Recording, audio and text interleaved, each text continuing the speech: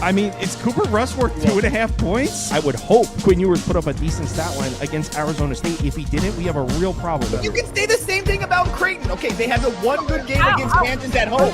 When Toast talks about the kicking market, it's like some earth is flat shit. Andy, true or false, this is going to be a dog walking. Dog walking. This is my dog walking of the day. I think it's going to be very ugly. Dog walking. I think this is going to be ugly. Hey, get the sauce.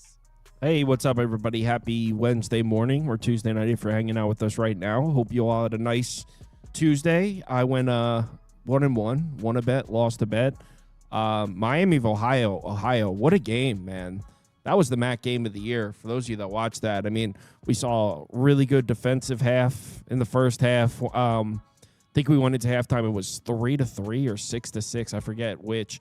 And then we saw some plays being made in the second half, and two of the best teams in the conference. That was awesome. For those of you that watch that, you know what I'm talking about. But yeah, this will be a quick one. We got 5 games to go through. I haven't heard from TV Jones. He might not be joining us, but it'll be quick.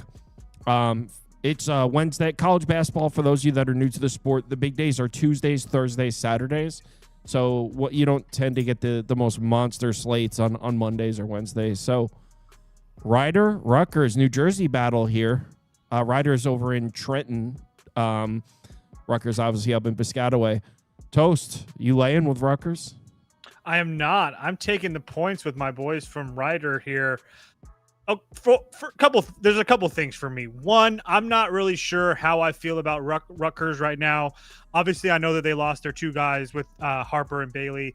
That's huge. But, I mean, they weren't good last year with those guys. And I've talked to a couple Rutgers guys, and some of them aren't really loving this roster. I mean, it just depends on how you look at it. But I've kind of made the joke now, you know, that Steve Peichel has ran out of nails because their mantra is keep pounding nails. And I think this isn't going to be a great matchup. I know that Rider isn't really ranked high, and they lost 87-53 against Virginia, and that doesn't look great. But really, I mean, they played really, really good in the first half, and then they had like the first 10 minutes or so of the second half, they got absolutely throttled. It was like a 19-3 run for Virginia. And then everything kind of like evened out in the later half of the game. But my point to that is I don't think that Rider played very well. They couldn't shoot the 3 ball at all. They only attempted 12 shots. But we also know that Virginia, regardless, always seems to be a very good defensive team, regardless of who the coach is.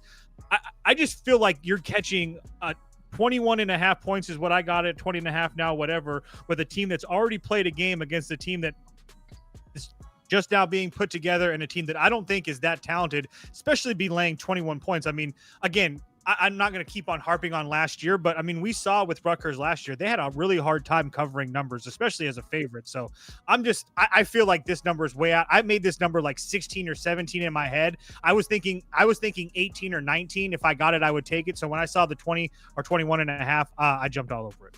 Rider plus 21.5. Spoon, you didn't check this game. Any thoughts or? I didn't. I agree with Toast here. That's too many points for this Rutgers team. They're a ton of turnover there in that roster situation.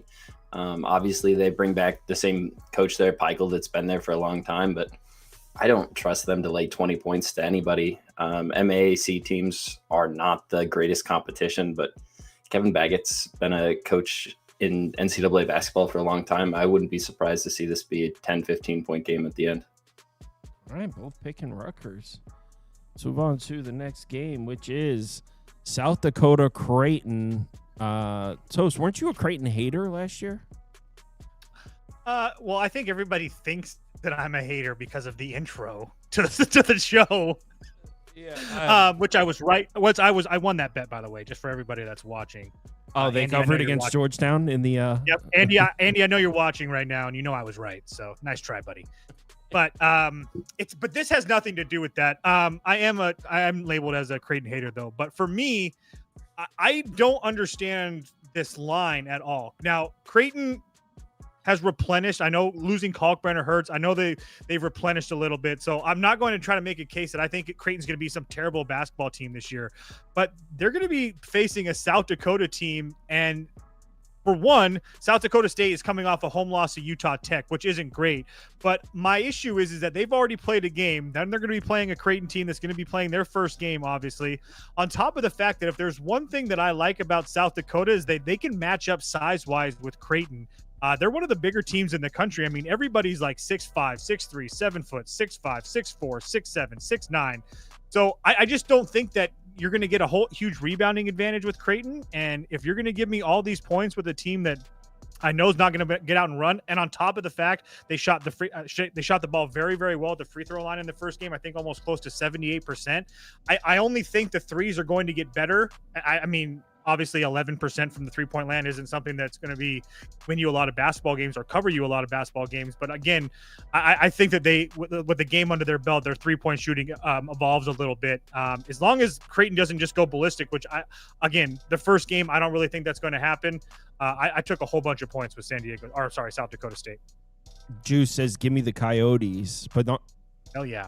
Is that what is a Jackrabbit a Coyote? Oh, Jackrabbit, San Diego South Dakota State. Oh, Yes. Is South Dakota the Coyotes? South Dakota State. That's my bad. It's So just South Dakota. South Dakota is the Coyotes?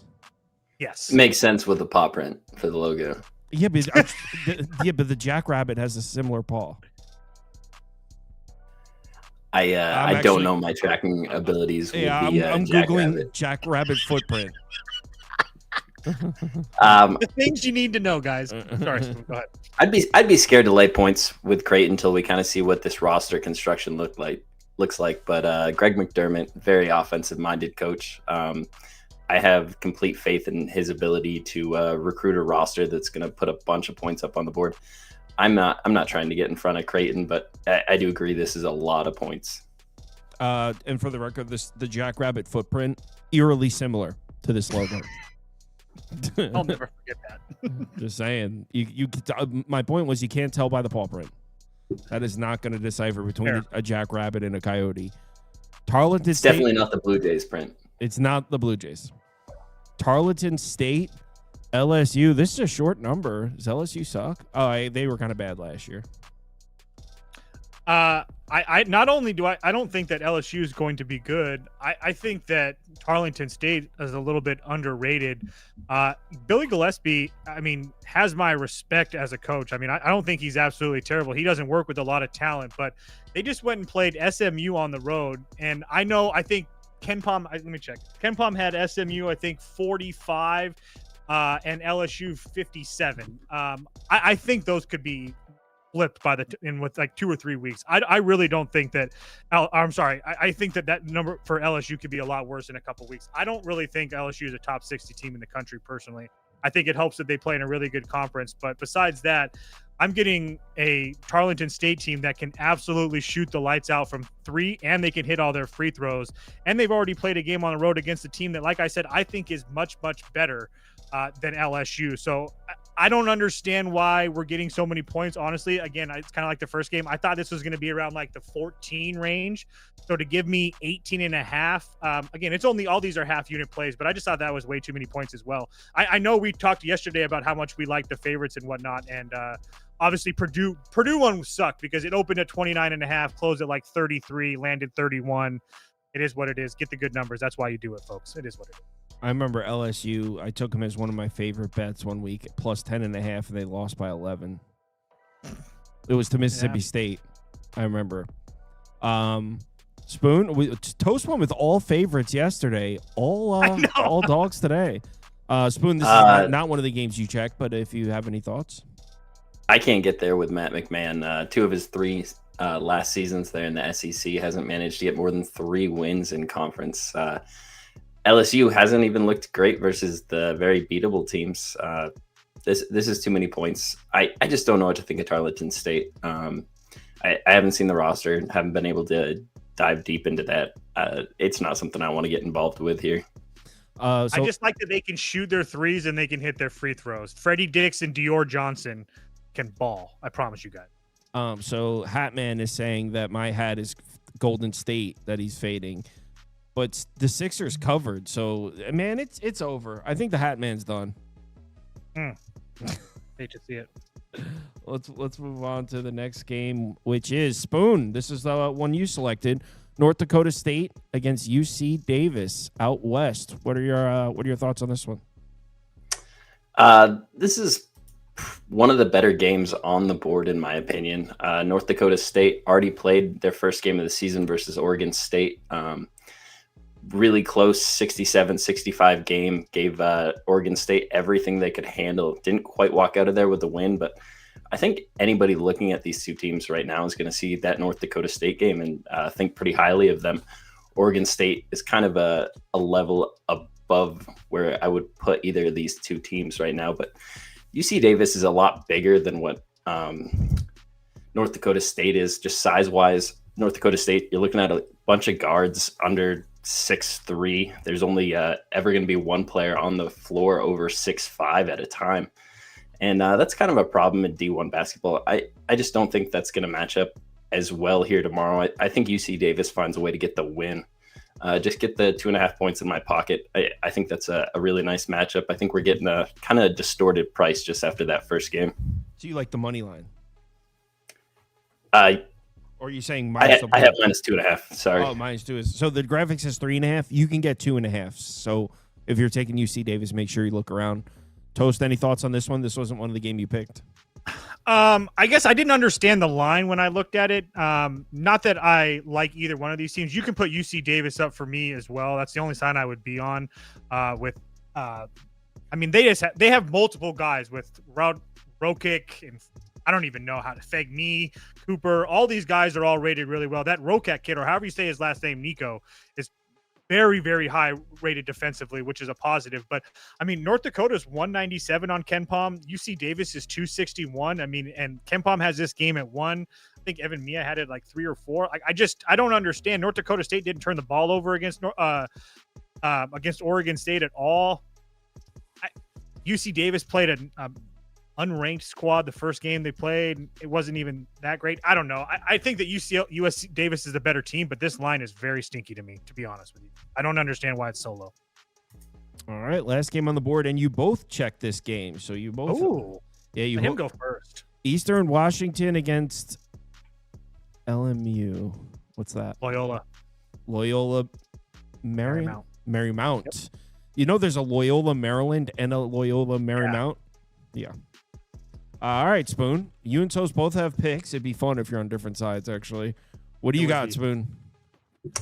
So I'm sure Toast watched this Eastern Washington game the first time there with UCLA. Eastern Washington played a great game, really played above their head. Dan Munson, been a coach in NCAA basketball for a long time now. Not really a surprise to see him get his guys to play up there. This Loyola Marymount team, not going to be a bad team in basketball, in my opinion, this year, but I think this is a spot where they're going to hang in there very tough. I think this is just way too many points to be given them. I got the 8.5. I paid -115 for it, but I see them being live in this game to win this. I don't understand why it's 8.5 points. I think this is one of those early lined games in the season that's just really wrong. I'm kind of considering getting on the money line too, but right now I just got the 8.5 in my pocket. I think this is a really well-coached team. What we saw there from playing up against UCLA, that's tough. Maybe it's a time to fade them after that really good performance, but I saw a lot of things I liked. I'm going to try to be behind this team as much as I can this year. Yeah, they really played UCLA down to the wire here, huh? They have a ton of size as well versus LMU, who does not really there in the front court. So it looks like UCLA was up 15 with 9 minutes to go, but they battled back. Shout out. Yeah, so with 5 minutes to go, it was still a double-digit game. So, yeah, they battled back at the end. Shout out to Eastern Washington. Toast, you agree? I 100% agree. I have the exact same bet. It was the effective field goal percentage and their fact that they weren't taking a whole bunch of threes, but they were taking a whole bunch of twos and making. I mean, they shot 75%, almost 76% from two. They had an effective field goal percentage of 60%. I mean, UCLA is not. I laid the points with UCLA. I was dead wrong. UCLA and UNLV are like two teams that I got completely wrong going into the year. I mean, it's only one game, but it looks absolutely terrible. Both of them, UCLA won by 6, obviously, and I don't even know what the score is of the UNLV game. They might have lost outright. Absolute joke. But But Loyola Marymount is not on any type of the same level that UCLA is. And I agree with Spoon. Maybe there is a little bit of a letdown here. I can't think of the kid's name off the top of my head, but Eastern Washington didn't have one of their best players for that game because he rolled his ankle. I don't know his status off the top of my head, but it didn't matter for me. That's only going to be a plus if he happens to play. I agree with Spoon with the size thing because that was going to be like my major thing. I mean, Eastern Washington has two guys with Moses and Radford that are kind of short, but I mean, other guys are 6'9", 6'10", 6'5", 6'9", 6'5". I mean, even their bench guys are super tall. The guys that didn't play at all are two of them are 6'8". So I just feel like there's going to be no rebounding advantage for Loyola Marymount. They got a good game in against a non-ranked team in Lincoln, California, where they put up 130 points. I respect Dan Munson. I know I gave him a little bit of shit yesterday because I was on the other side, but I don't think that either one of these teams have the ability to run up the score on either anybody. And on top of that, Eastern Washington played at a pretty damn slow pace. I mean, there was almost 18 seconds of possession. So I don't think that they're just going to be randomly trying to start run up and down the floor. So if I think the possessions are going to be limited and maybe under 70 possessions or around that 70 possession number, I'll definitely take the 8.5 at a little bit of juice. So Duke ended up coming back and covering, by the way. Yeah, that was nice. I think I was a little worried at that time, I won't lie. UNLV's getting beat right now. It's crazy. I know. It was just an absolute joke. It was Wow. Yeah. All right. Told you guys it'd be a quick one. I have a video up where I talk about the 2 Wednesday night college football games, the other 2 action games, if you want to check it out. I did bet the first one, the Ball State game, if you want to check it out. Yeah. Thanks, everyone, for watching. See you tomorrow night when we'll go through some more stuff. We got talking college football, NFL, and college basketball tomorrow. So loaded show.